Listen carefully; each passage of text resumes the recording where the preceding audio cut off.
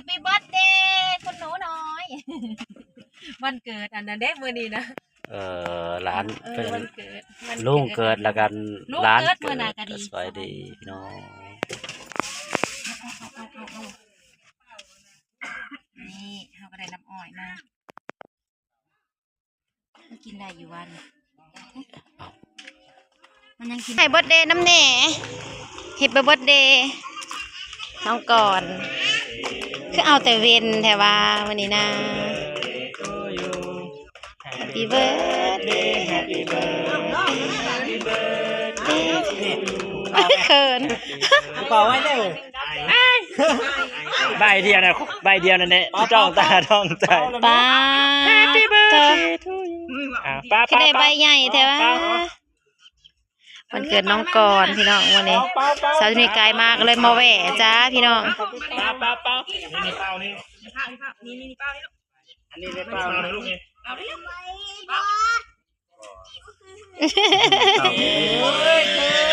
เขินเอาคุณเอื้อยก็มาพี่ใหญ่ก็มาฮะก็มาฮอดน้องก็ยังบ่ทันได้เบิ่งคลิปเซิร์นเบิดมื้อนี้ก็ได้ฮะก็โค้งกลับมาเลาะงั้นเลาะมาแต่ปากแซงฮะไปปากแซงมื้อนี้นะเขาบ่ให้ขามโอ้ยวันอาทิตย์เขาปิดด่านกลับมาอ่ะพอเอามาพอดีมาพอดีวันเกิดน้องก่อนมื้อนั้นวันเกิดลุงมื้อนี้วันเกิดหลานมาแหวมาแต่เฮือนยันสุบันแล้วก็มานี่วันนี้มีข้าวผัดที่ซุปเปอร์ดีวันนี้กินง่ายๆบ่ข้าวผัดบ่โธ่ลาบป่าอีกแล้ววันนี้เอ้าใช่บ้านข้าราชการก็ยังมีคนหนึ่งที่เราก็มานะจ๊ะพอมาอุ่นแม่ฮอดตอนบ่ายๆนี่ขอบคุณครับเดี๋ยวเอามาคนเดียวเดี๋ยวหน่อยมันยังเขาเฮียนอยู่เฮียนที่สอบหนุ่มๆกำลังลุยกันเลยมีอะไรกินบ้างหนุ่มๆอยู่ควันโครบคือเก่าน้ำเพิ่งหรือบันนี้กินไล่ดองการนะพวกนี้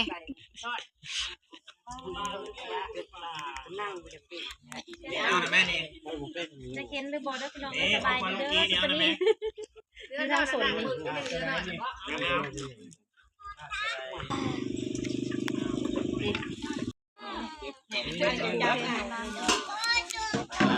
ก็เค้กไล่ก่อนเป็นแต่แซ่บแท้เด็กแค่ไหนป้าอะไรแค่ไหนป้าเอาแต่เงินเด็กแค่มาลูกเด็กแค่มายงเมื่อคืนได้นะยงเมื่อคืนขึ้นแม่หลานะ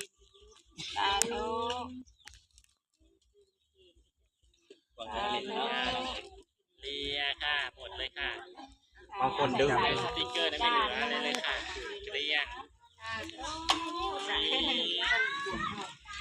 น่ากินมากเลยค่ะ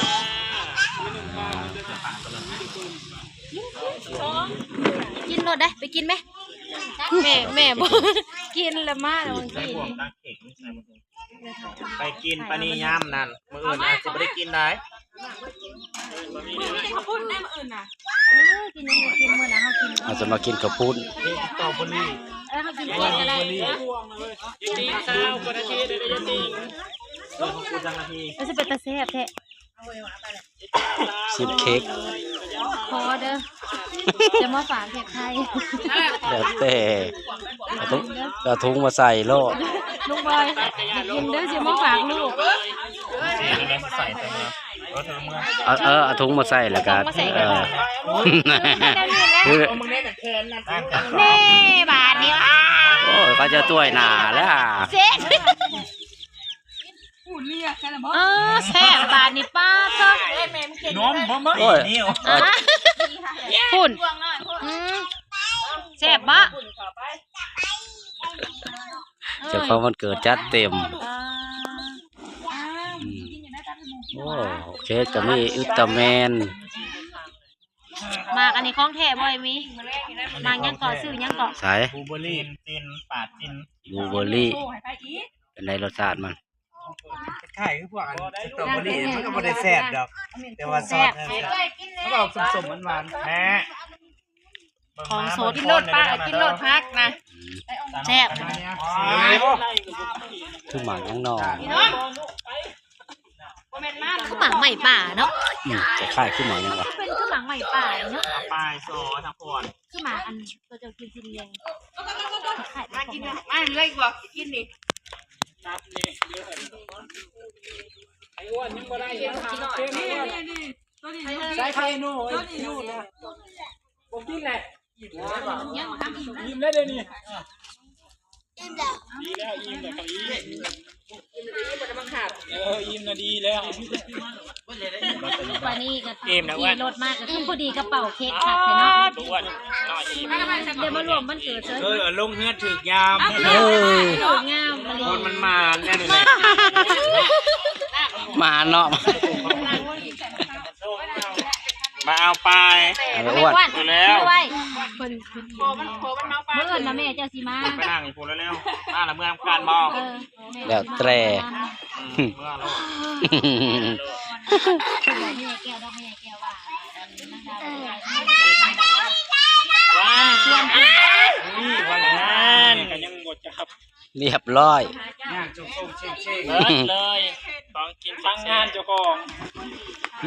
มีคนนักบินบ่นี่ มาบัดนี้ไปอยู่ข้างนอกมันน่าจะเอาไป13นะ ทานแล้วเลยมั้ย หน้าแตก หลังเร็วไปเอาไปด่ะ อันนั้นคือบ่จุกพูดแล้วแหละ ในวันเกิดน้องมังกร ป้าช่องป้ามันจะกินใจไม่ได้เว้ยป้าช่องป้าจะจัดการมัน เสร็จสิเอาไปเรื่อยๆกดตอนจัดเค้กนี่แหละเค้กหมูข้าวด้วยนี่พี่ยาเราจะไปกินแล้วมาหาลูกบ้างมากินกันคนแล้วบอกมันถามอยู่ได้สำคัญโทรมาหน่อยมาหน่อย3 ปีครบรอบ3 ปีน้องกรอนตอนนี้ก็ได้มาแหวรวมมันเกิดเชยพี่น้องเอ้ย สิขวบไปแค่มาลาดบอก โดยว่าสิไปแต่เมื่อใหม่พู้นแหละมันเข้าบ่อยขามก็เลยมาแล้วก็สิไปใหม่ วันจันทร์ บอกวันจันทร์มาพี่วันคานปัดสิไปปากสองวันพุธประมาณวันพุธจังโปรแกรมไปใหม่อีกโปรแกรมงานก็จะบ่ได้อยู่บ่ได้เศร้าโทษเดินสายถูกมือพ่อนำอ้อยเฮาเฮาออกตัวในเฮือนในเซาใครได้ถึงตัวดีมันออกจากตู้เย็นแม่นสบาย มาผิดไปนี่มาหนังกินดิอันนี้อ่ะเหมือนเดิม พอบางได้เค้ก1 ก้อนได้เค้ก1 ก้อนเอามาฝากน้องเทพไทยก่อนพี่น้องเลย นั่นแหละ เค้กน้องก่อน โซ่โตสุลงมาจากตุกไปดู เราไปหนังก่อนจักหน่อยจังสีเมื่อพี่น้องเอ้ยจักหน่อยจังสี เก็บ กลั ให้แม่นี่ บจักหน่อยจังสีกลับจ้าป้ามากระโพดลุงบอลน่ะสิได้กินเลยเนาะอันนี้นะป้าสิตัดเอาว่าสั่นหมากมันใหญ่อยู่บ่อยข้าวโพดจ้ะนะ แม่ เป็นหมากแล้ว พามันไปใส่อันหนึ่งให้เอาไป กินแบบพี่น้องแบบครอบครัวอะไรพี่น้องเอ้ยกับวันใดค มัน น ยัง เนาะ มีอยู่ปอให้เอาไปนี่ เอาไปเอาตัวใหม่เด้อเอาตัวเก่า ให้เอาเขาอยากตัวนั้น มาพี่เราสิแป้งรถได้หมดนี่นะไปบ่ จนด้านมึง สิมาแปลงรถได้เดียวนี่นะสิมาแปลงรถหักไปบ่ฮอดจ้ะบ่ได้แปลงอีกเลยรถนะพี่น้องเอ้ย รถเป็นอย่าง บ่เอาก็ได้แม่เขานะ นี่เปลี่ยนบุตรลุงมา กินดิดอก ดัง เขาบ่ได้อยากดอก อยากกินดิดอกซื่อๆเอามาใส่แมงซอนอ๋อ ไปเป็นยังไง มาให้เอาซิมเดินยังในใส่ เอา เอา โอ้เลยนะ ยังแมงซอนอยู่ในเดินบ้าน เปิดเสียงเอา เปิดเสียงนั้นอ๋อ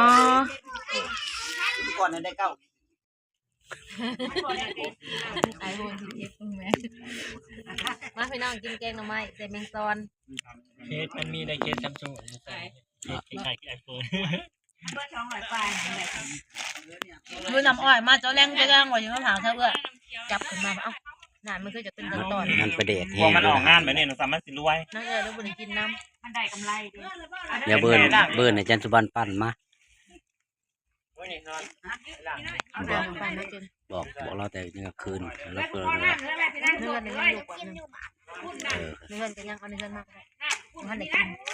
มีแต่ข้าไปพระเจ้า ขนาดแสนถูกเนี่ยมันเป็นตาเด้อ เอาถั่วแล้วแป้งมัน ยังเนื้อเขาบ่ได้กินเอาเสียไปใช่นะเขาปั่นหมูไปแล้วคนละขวดหอมบ้าน7 ขวดคนละขวดแต่ละเฮือน เช้าไปก้อนน้ำพุ่น เอาอีกบดขวดหนึง เขากินอยู่พุ่นกับขวดนึง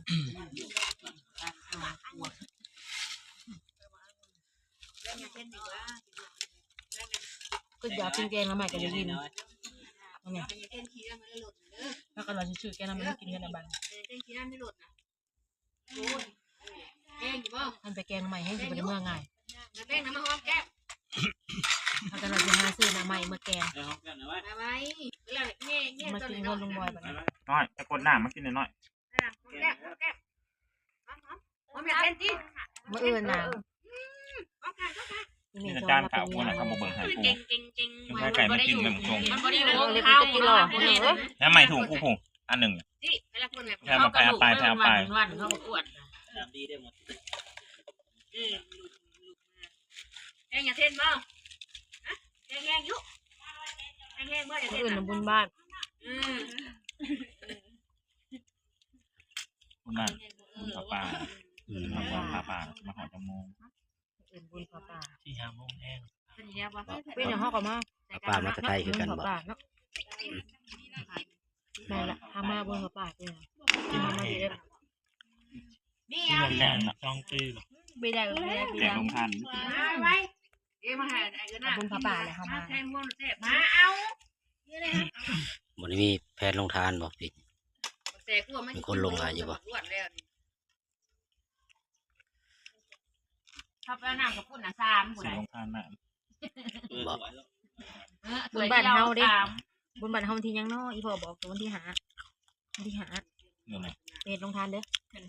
ดือนไหน มาได้มีลืมมอนดอกไม้ลงมาเริ่มน้ำ เดื แรงนะ อนหาเดือน4 ไปมาถูกมาเที่ยงเป็นสบาย มันทำมีแต่เมษาพุ่นละ เดือนหาหิวแล้ว เนี่ยโผล่มาอื่น จะจำเห็ดลงทานเลยจุ๊มา นายจ่อย เต็มทำลงทาน นายจ่อยแล้วมาเขาได้มื้อเลยแม่เขาใส่ข้าวมื้อมือ ว่าอยู่ที่บุญแล้วว่า แรกที่จะได้มือไม่บุญแต่ละกะทิใส่บ่ ไม่เดินทางมันขอจีบจี แล้วแล้วจากนั้น มือ มือปุ๊บเนาะ มือบุญกะทิไปใส่นะได้กับบุญแล้วบุญแล้วเอื่อยนี่กินไปแล้ว ยูหันกับห้ากิน มา แล้ว แกนในจานต้นเฮ้ยกับพุ่นมันต้องจกกันใหม่ต้องจกเลยนี่ต้องจก ลองเพลง น้ำกินของ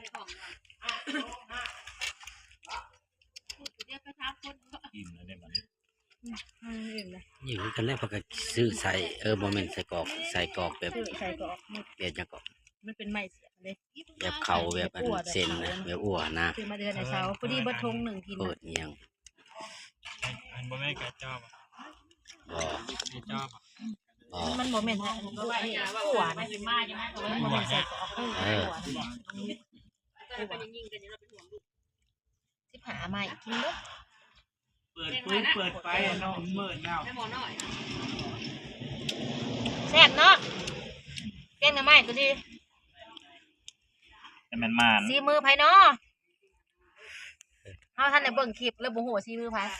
คักแล้วเนาะฮู้ว่ามันต้องเห็นมาให้เบิ่งคลิปซักมาแล้วก็มาฮอดเทินมาหันก็มาแว่ลิ้นในเช้ายามเบื่อนางบ่สบาย สิมาจอดถ่ายคลิปอยู่สวนผู้ใด บ่ได้กินจะข้าว เฮาเอามาถ่ายคลิปเพื่อนเจ้าเขาลืมแล้วมัน ลื เกิ ม ดนะ มันเกิด มันเกิดบ้านนะลืมแล้วเว้ากันอยู่ เราจะเมื่อบ่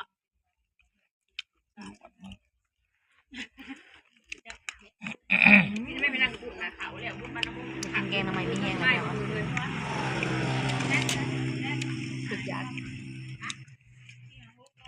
กินแบบบ่ได้กินข้าวได้สั่งแล้ว2 มื้อ2 คืนขนมมกหัวใจแล้ววะมาแล้วครับบ่ได้ไปใหม่เลยเทขนมมกใส่บ้านๆเด้อบ่ได้ไปสิได้ไปใหม่อยู่บ่แล้ว ก็เลยซื้อนี่ อื่นถ้าเราไทย ตอนแรกมืออื่นเนี่ยสิไปตอนแรกมืออื่นเนี่ยจะไปกินเด้อ เที่ยวโอ้ยหมดโอ้ ไม่ได้กินขนมดอกกินเด้ออื่น เมื่อเห็นเบิ่งอยู่บ้านเฮามันสิได้ อีน่าใช่ไหมอีน่า โอ้ยสิมี ลำโพงดังนะ ใช่ไหมวะ ตุละมันใหญ่ มาโด เนาะ ดบ่กองกินพูดโดดบ่ ไปจะคู่เพื่อนอ่ะจะ เอากระต่ายไฟวะ บินมา มันก็บอกว่ามันจะมาเรื่อย ว่าเอากระต่ายโคมบ่ ๆแล้วใส่ไฟคมนี้ โคมธรรมดาเฮานี่ ก็สิบินมาเนาะมันว่าหมูมัน ไฟทาดีคือไฟม่วง กระต่ายไฟม่วง อีแม่แล้วเฮ็ดจังได๋จะไผยังใส่นะ ไฟโคมเนี่ยไฟสายโทรศัพท์เลยไฟโคม เอ้ามาสวย ไฟนานั่น เออ มาสิใช่มาจะน้อง จ้า มันหมุนก็จะดิน เออ ในหน้าเฮาแถวเฮาเห็นสิมีน้ำมัน เออน้ำมัน มัน โห บ่ ด มันหน้าเฮาน่ะ เห็นอยู่ส่วนหนึ่งมันมาดูดนี่แป้งมันพอดีเฮา เอาดอกไฟได้ดอกไฟใหญ่ไปเงี้ยช สุ อก บ กันกับปีละออนแซ่บกับเผามัน ไฟโซลาเซลล์ แต่อันนี้แกงก็ เดี๋ยว เป็ นี้ น มัน แกงก็เป็นคือกันกับปีละออน